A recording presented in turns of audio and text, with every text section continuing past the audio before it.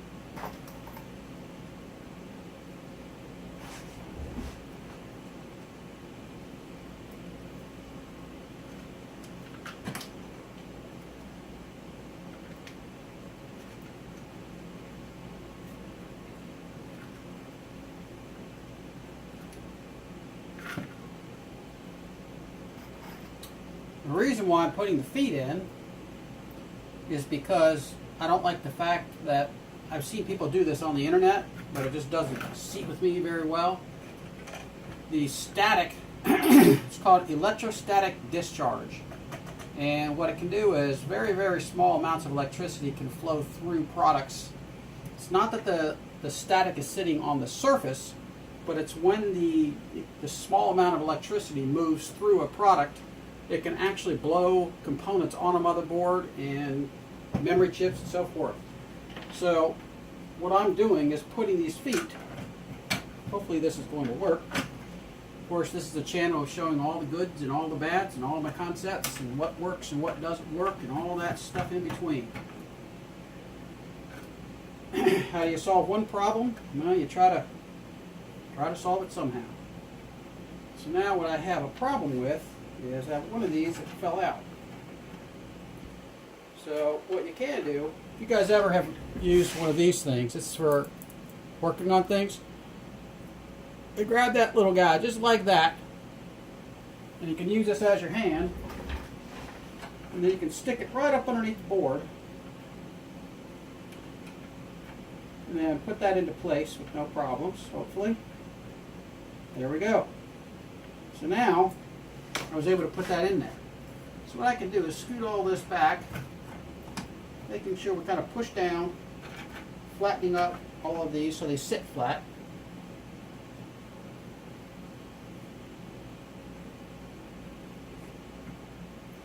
And that's where the trick is going to come in, to get these things to sit flat.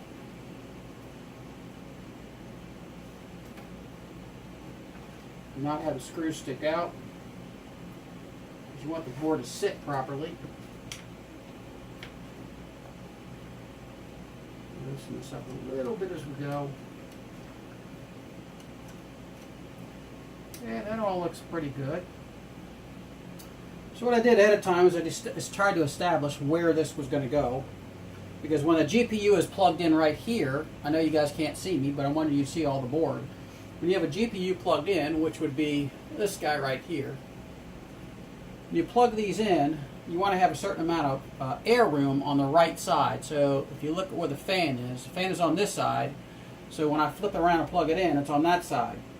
Well, what I'm going to have is the other GPU here, which is a larger one, and I wanted to make sure that there's enough space for the hot air to, the cold air to suck in, and the hot air is going to go kind of sideways. So, in principle, you always want to make sure there's enough room for new air to be pulled in and pushed through the cards and go out on the ends again.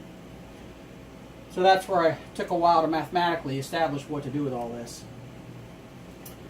So let's see here. I think we're good with that. Let's take a tape measure. Make sure that we've got the proper dimensions here. We're about 3 inches, 3 1/4 inches. All right, what's this one? This one's about a little bit off. What I did do is I decided to put all the connections to the front, because I did want to see, in diagnostic, I did want to see that when you have a network going on, I want to see that front and see that I'm getting that connectivity, and I can't do that if this connection is in the back over here. So hopefully all the cables that I have is going to work, and I'm going to put the reset switch and everything to the front, and that way I can diagnose this. If I work on something, I can get to the top, I can pull cards in and out with no problem. The regular rigs, when they put the cards on top of the motherboard, you can't get to the motherboard. So if you have memory that goes bad, or you have processor that you need to switch out, or if you want to get plugs into the back here or somewhere, you can't do that with all the cards on top. It's very hard to do so. That's why I decided to do it like a pizza pie. We're going to build pizza, what's the word I'm looking for? Pizza, I don't know.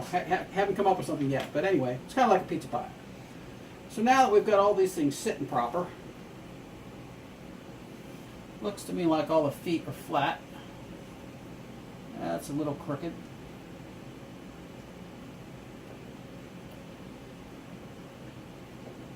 Alright, that feels good. It feels like they're all sitting proper. Let's try and run this thing into place. That's about right. Alright. It's always a first time for everything, isn't there?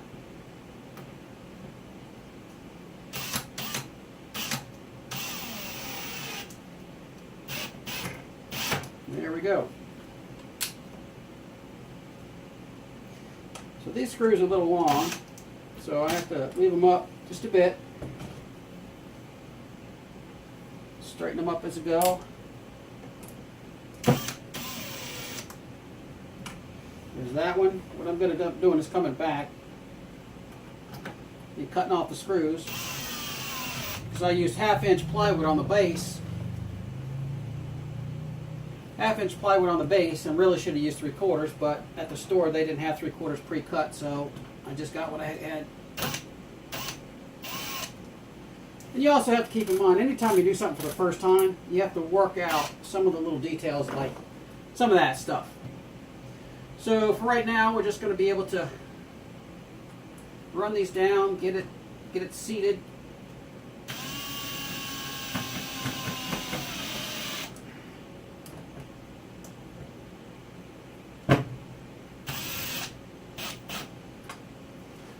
Good. That looks like it's all working pretty well here. Great.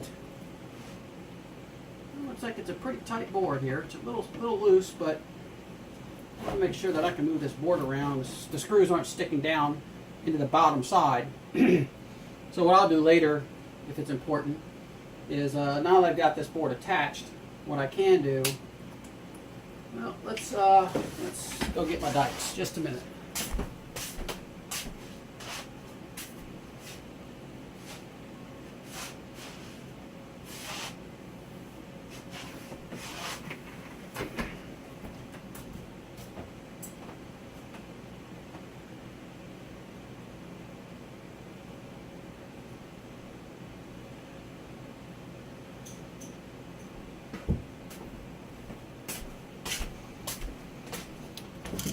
And you guys doing videos, you learn that having a camera person is a good thing. That way the person can zoom out and move around and so forth, and makes things a little bit easier. So let's see if we can pull out one of these now that everything else is seated. Oh, that's not going to work because it's threaded into plastic. Let's try. You know what? That's not going to work as well as I thought it was going to work, because it's not going to find the hole that was created originally. So that may not work. Well, where's the hole? Well, that was a bad idea. We'll just have to make another one and skip that idea. There it went. Let's go with manually doing this. There we go. Now, can I move the board around still? Oop, that's a little bit much. It's kicking right on that. So let's back it off. Always that sweet spot. Alright, so now I can move this board with no problem, and the screws aren't sticking down there. So I've got to change these screws out if it's important enough to me at some point. But at least the motherboard's down. It's not going to scoot anywhere. It's just a little bit loose up and down this way. So at some point when it's important, I'll change that. Don't know if it'll become important, but we'll find out. Alright, now the hard drive. This is a hard drive that I experimented with, and it's not any good. But what I did was I put little feet on it, so it's not going to go anywhere. And these screws screw right into the side of the drive. Seeing how there's no mounting system, I didn't want to put the drive directly on the plywood because you can have static if the components, if these components are touching the board and their static build up, you can blow your drives. So I tend to err on being cautious than having problems. So what we'll do is we'll unscrew this.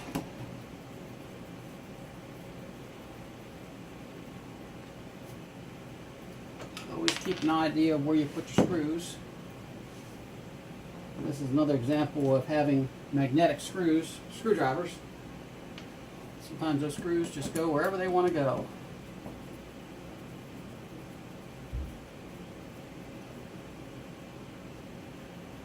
There's that one. That one. Great. So there's the drive. That was bad. So I always mark all my drive bad. If you look at this, it tells yourself it's bad and you can use it as an example and you don't accidentally go putting it in a system again.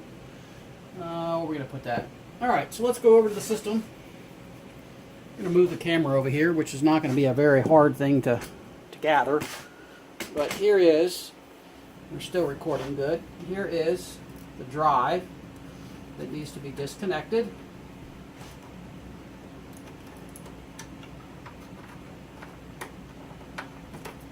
And that already has Windows 10 and the OS and everything necessary for it to work. So I'm going to pull this out, set these little guys right here. Hopefully you guys can see. So let's move our camera back over.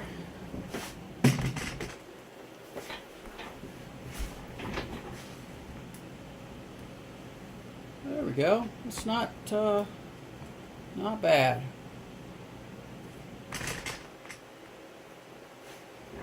So here's our good drive. So let's take our feet. This should install over here into this drive if I did my job right.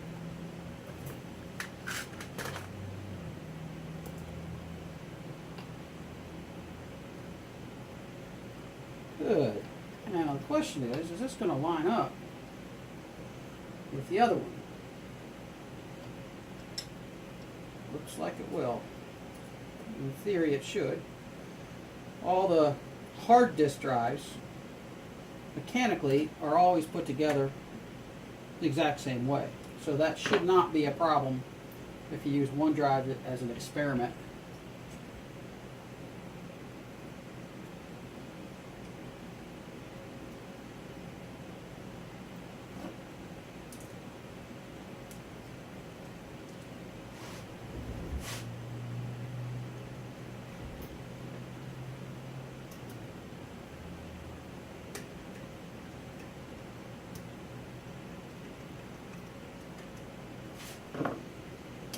Good, that's all lining up. Looks like we got everything's lining up right.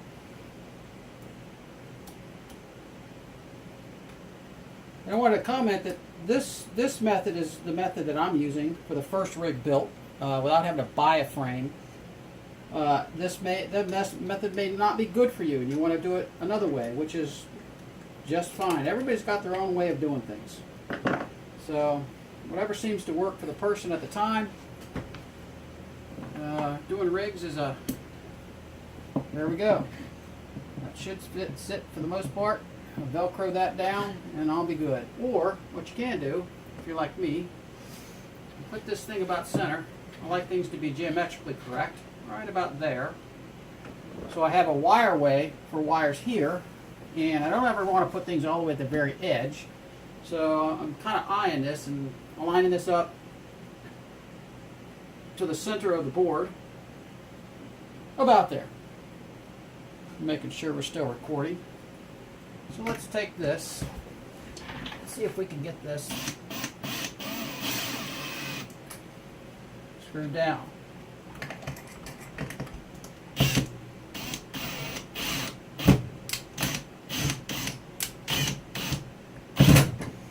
Well, that's working.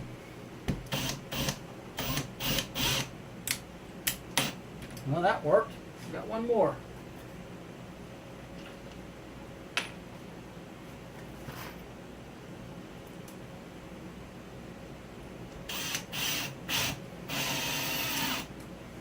There's that. Great. So now, one of my goals is I want to be able to take this whole tray, pick it up, and go set it down somewhere else and work on it if I need to. Or it's going to be up on the shelf up here, so I want to be able to pull it out, set it down, work on the rig, and then put it back in place. And not have to struggle with things being in the way. So let's go with our power supply.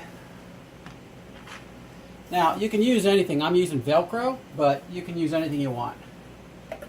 Just get it strapped down somehow.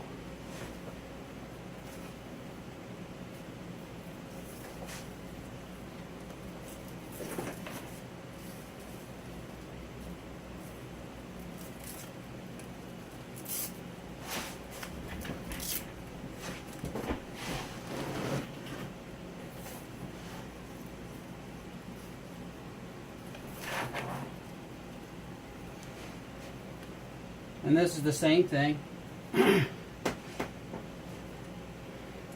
Position it. It seems to make sense to you. As far as the back section right here is concerned, now the front is going to be a little different.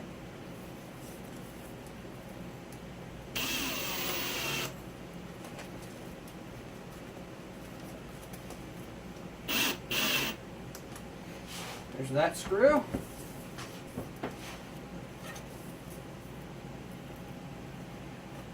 What I did here is I got this Velcro, and can you guys see this? There's a switch right here, and I still want to be able to get to it, and also the hot air comes out here. So if I pull this way out, the hot air should be able to come out and go around the strap. You always want to consider how the product works.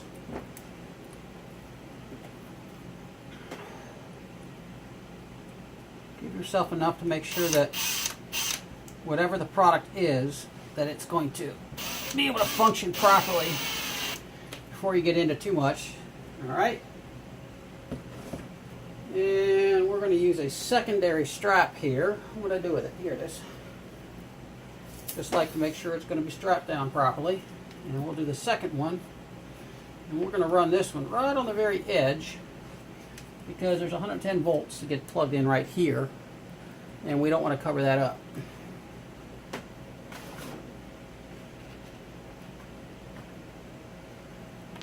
Get some small screws. Most of this stuff I picked up from Lowe's hardware, so you can go in there and pick up screws and so forth.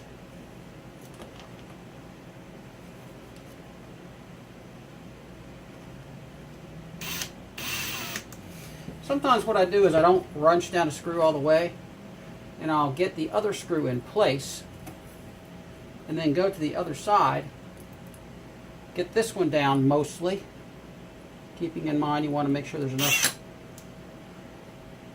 heat. Get this screw in place, down, and then you can come back and finish this one off, which puts more tension on the strap to hold your power supply in place.